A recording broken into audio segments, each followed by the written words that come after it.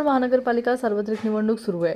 पिंपरी चिंचवडमधील वाकड कसपटे वस्ती, पिंपरी निलक, विशाल नगर, जगताप डेअरी आणि विविध सोसायट्यांमध्ये मराठवाड्यातील अनेक नागरिक कामधंद्याच्या निमित्ताने येथे कायम रहिवासी आहेत व ते कायमस्वरूपी या ठिकाणी राहत असून त्यांनी राष्ट्रवादी काँग्रेस पक्ष शरदचंद्र पवार यांच्या तुतारीला मतदान करावं असं आवाहन बीडचे आमदार संदीप क्षीरसागर यांनी केले।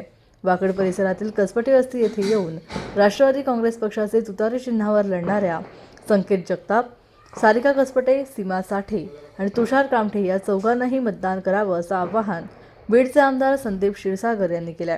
पाहूयात ते यावेळी काय म्हणाले। चिंचवड नगरपालिकेमध्ये आम्ही फिरत आहोत आणि या सर्व प्रभागांमध्ये फिरताना जे सर्वजण उमेदवार आहेत, आता इथं जे उमेदवार आहेत संकेत शामराव जगताप, साठे सीमा शिरीष, सारिका गणेश कसपटे, कामटे तुषार गजानन यांच्या प्रचारासाठी इथं आम्ही आलेलो आहोत। आणि खास करून आम्ही या प्रचाराच्या माध्यमातून जिथं जिथं आम्ही फिरतोय पिंपरी चिंचवड भागामध्ये जर प्रत्येक वॉर्ड निहाय जर बघितलं तर कमीत कमी 5-1 मतदान हे बीड मतदारसंघातलं आणि बीड जिल्ह्यातलं।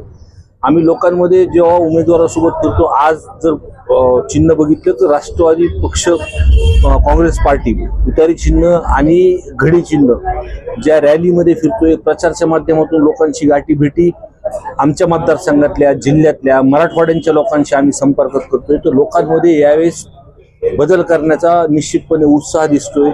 लोक म्हणजे वाट बघतात 15 तारखेला निवडणुकीच्या मतदानाची आणि जे काही उमेदवार साहेब आणि दादाच्या माध्यमातून या दोन्ही नगरपालिकेमध्ये दिलेत एकदम चांगले उमेदवार आहेत। फिरताना त्यांची म्हणजे लोकप्रियता रॅलीच्या माध्यमातून आम्ही फिरतो तर निश्चितपणे आम्हाला दिसून येतील आणि पूर्णपणे विश्वास वाटतो की हे उमेदवार ह्यांना लोक आशीर्वाद देणारच आहेत। या आपल्या मराठवाड्यातील असणाऱ्या प्रभागामध्ये जे काही नागरिक आहेत, जे मतदार आहेत, त्यांना या येणाऱ्या 15 तारखेला मतदान करण्यासाठी आपण काय आवाहन कराल? हे बघा, खूप वर्षाआधी बीड जिल्हा हा कष्टाळूकरांचा जिल्हा आहे, मायाळू जिल्हा आहे।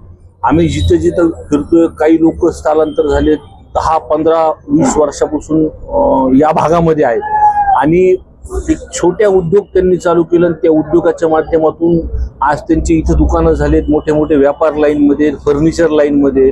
आणि आम्ही त्यांच्याशी चर्चा केल्यानंतर हे ग्रामीण भागातले लोक आहेत, आमच्या शहरी भागातले लोक आहेत। आमच्या भागातले लोक हे पवार साहेब आणि हा दादांना मानणारा वर्ग आहे, हा प्रेम करणारा तिथं वर्ग आहे।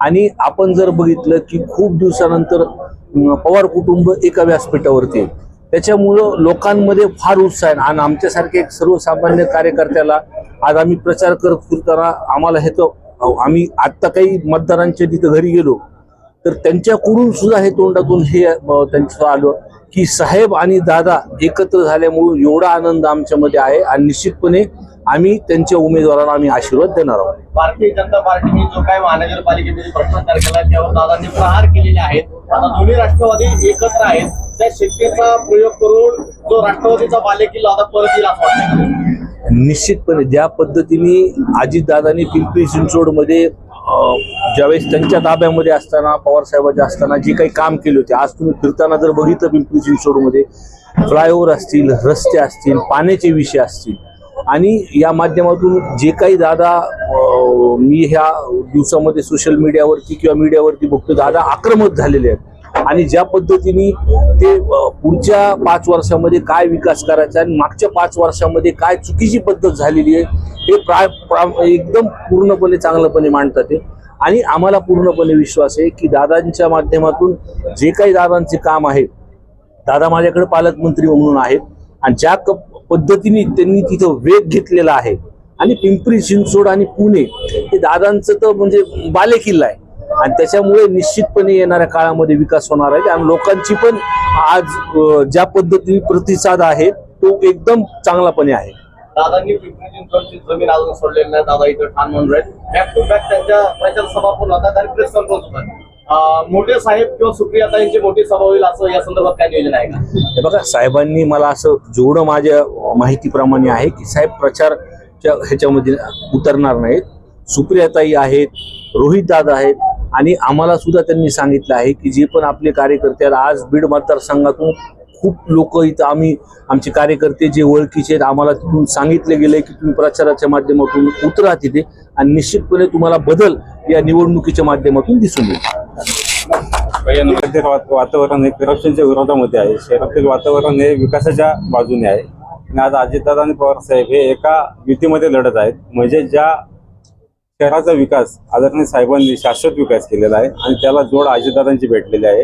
ते दोघं एका व्यासपीठावर आहेत म्हणून इथं मतदारांचाही उत्साह वाढलेला आहे हे आपण पाहतात. त्या प्रभाग 26 मध्ये 100% बदल हा निश्चित आहे आणि प्रभाग 26च नाही, या शहरामध्ये बदल हा निश्चित होणार आहे.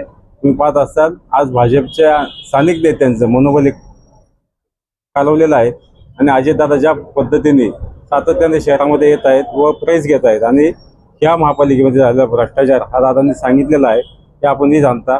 म्हणून येणाऱ्या महानगरपालिका निवडणुकीमध्ये राष्ट्रवादीच्या दोन्ही युतीला हे चांगलं बहुमत इथे देते. अध्यक्ष, या प्रभागामध्ये मराठवाड्यातील प्रचंड जनता रहिवासी म्हणून आहे आणि आत्ताच बीडचे आमदार संदीप भैया क्षीरसागर यांनी आपल्याला भेट दिली आणि प्रत्येक ठिकाणी ते जात आहेत आणि राष्ट्रवादीचा प्रचार करतात. आता ते या ठिकाणी येऊन गेलेले, तुम्ही ही मराठवाड्यातील जनता आहे त्यांना काय आवाहन करा? 100% प्रभाग 26 मध्ये संपूर्ण महाराष्ट्र इथं बसलेला आहे. त्याच पद्धतीने मराठवाडा असेल, खानदेश असेल, विदर्भ असेल, इथली जनता इथं स्थानिक म्हणून इथं वावरत आहेत आणि आम्ही सर्वजण गुन्ह्या गोविंदाने इथे राहत आहोत. म्हणूनच आदरणीय लोकनेते निलेशजी लंके साहेब यांनी प्रचाराचा नाव इथं फोडलाय. त्याच पद्धतीने विद्यमान आमदार संदीप भैया क्षीरसागर हे इथं उपस्थित झालेले आहेत. कारण आमच्या विचाराचे लोक, संदीप भैयांच्या विचाराचे लोक, निलेश लंकेंच्या विचाराचे लोक मराठवाडा विदर्भ या भागातनं प्रचंड मोठ्या प्रमाणात इथं आलेले आहेत. त्यांची सर्वांची साथ हे आम्हाला देत आहेत आणि त्या लोकांच्या इच्छेखातीर हे नेते इथं आलेले आहेत. आम्ही त्यांना बोलवलेलं नव्हतं, परंतु इथल्या लोकांची मागणी होती की निलेश लंके साहेब असतील, संदीप भाई असतील यांनी इथं उपस्थित राहावे. त्या माध्यमातल्या संदीप भाईंना इथं उपस्थिती दाखवली आहे. राष्ट्रवादीचा बालेकिल्ला परत मिळवून देण्यासाठी आता पुढच्या रणनीती काय आहेत आपल्या? 100% येणाऱ्या 16 तारखेला पिंपरी चिंचवड महानगरपालिकेवर अजितदादा पवार साहेब यांचा पक्षाचा झेंडा तिथं फडकलेला आपल्याला दिसेल आणि विजय हा नक्कीच राष्ट्रवादी काँग्रेसचा झालेला असेल.